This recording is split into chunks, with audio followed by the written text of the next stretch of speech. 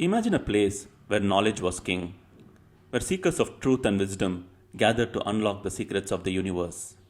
This was Nalanda Mahavihara, a city of scholars that rose to glory and fell to ruin, leaving behind a legacy that still resonates today. Through the ages, Nalanda endured wars, invasions, and destruction, but its spirit refused to die.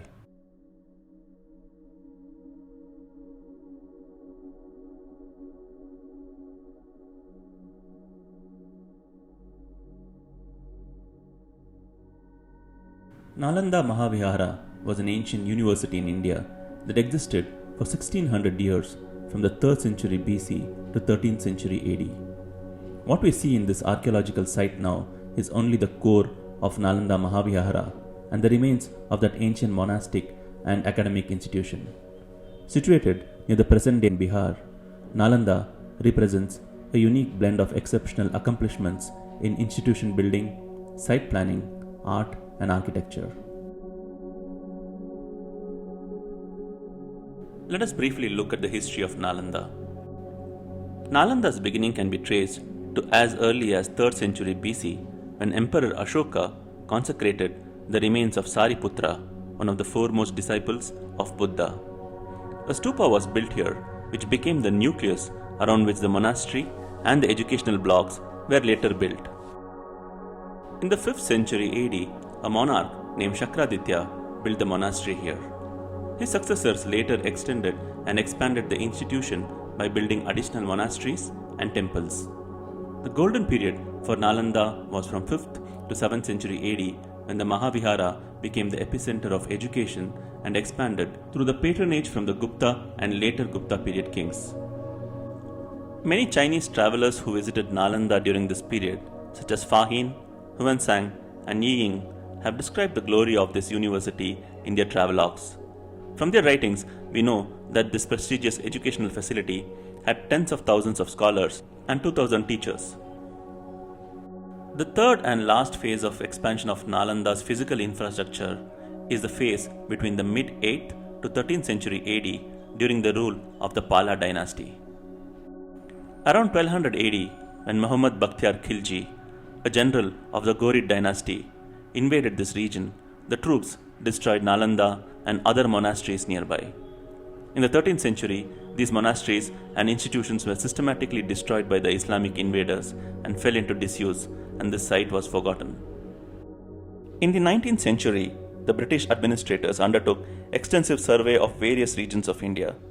During that period, Francis Buchanan Hamilton and later Major Markham Kitto were the first to identify that the extensive mounds in the village of Badgaon were the remains of Nalanda Mahavihara. Finally, the survey of Sir Alexander Cunningham helped in ascertaining that the mounds indeed formed a part of the Nalanda Mahavihara. In 1904, the Government of India acquired 48 acres of land to protect the area and excavated the site between 1916 to 1938 to unearth the remains. These remains corresponded to the description of Fa Hin, Huansang, Yi Ying, among others.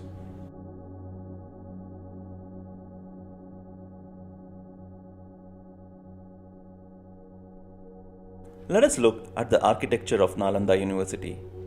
Nalanda was set in a forest landscape with plenty of water bodies, and the total area of the original institution is estimated to be no less than 2 km square. This area had many stupas, chaityas, and viharas. Let us learn what these structures are. Stupa is a structure that contains relic and is shaped like a mound or like a hemisphere. Chaitya is a Buddhist prayer hall or assembly hall that houses a stupa. Viharas are residential quarters for monks. As per historical records, this university also had 3 libraries named Ratna Sagara, Ratna Dodi, and Ratna Ranjak. Ratna Dodi was noted to be a 9-storied structure. These libraries housed innumerable manuscripts covering a wide range of subjects with special focus on Buddhism. It is said that the books in these libraries burned for months after being set on fire by the Turkish invaders. Since 1915, the ASI has unearthed significant part of the core of this institution.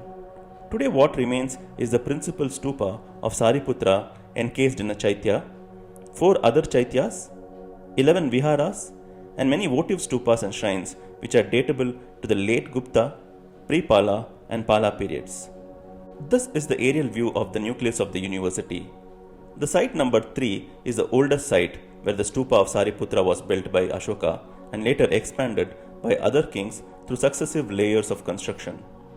The other structures datable to the 3rd century BC are in sites 1A, 1B, 1 and an unnamed structure north of 1B which shows a clustered design that is similar to those seen in other educational facilities of that period such as Takshashila.